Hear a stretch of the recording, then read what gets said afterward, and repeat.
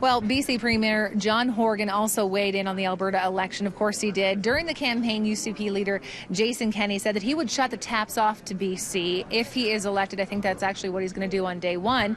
But Horgan believes that cooler heads are going to prevail. Certainly during election campaigns, quite often political leaders speak hyperbolically. They're overly aggressive. They focus on trying to pander to lowest common denominators. I think Canadians want to work together to meet the challenges of climate change.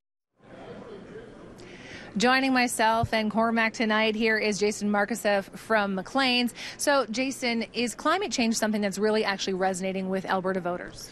It's resonating in that the carbon tax is resonating. The carbon tax has always been a sore spot for Albertans. It was unpopular back in the days when Harper was opposing it, and certainly when Rachel Notley brought it in, people were thinking, we're the oil-producing province. Why are we paying extra for fuel when other people don't have to?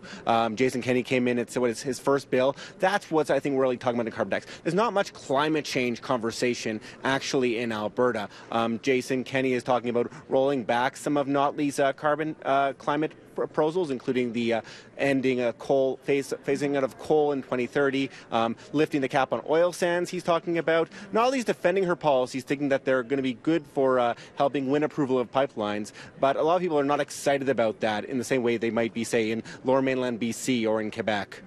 Now, Cormac, you're in Ottawa most of the time. Tell us what the feeling is in Ontario, maybe perhaps what you see in Ottawa when it does come to climate change and people voting on that. Well, polls have shown that environmental issues are one of the top issues that Canadians do pay attention to and want to see some movement. Recent Abacus data poll found that I think it's 9 out of 10 Canadians wanted to see some sort of breakthrough when it comes to climate change, whether that be scientific or policy driven. But also, I think on the carbon tax, there was a poll in the fall that found that 54% of Canadians supported the carbon tax. Not exactly a sweeping majority, but a majority nonetheless. And through the regions, we see in Quebec was the most supportive, with something like 69% of them supporting it, but also Ontario, the Atlantic provinces, and British Columbia. And if you look at federally, a path back to victory for the Trudeau government, if they're going to fight on carbon tax, those are the regions where they need to maintain or win seats to try and come back in 2019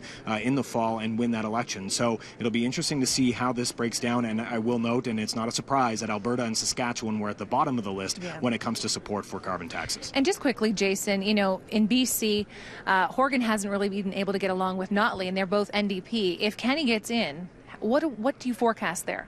War, to put it simply. While Horgan didn't see eye to eye with Notley on this, he didn't actually bash her. I think he'll find a lot of license and popularity among BCers to actually bash Kenney. If Kenney's threatening to turn off the taps, Kenney's threatening to bulldoze through a pipeline, I think Horgan's going to try to rally BCers around him. Right now, Trans Mountain is not very popular is popular among BCers. Most people support it. I think that it could turn if Kenney goes too hard fighting the other way.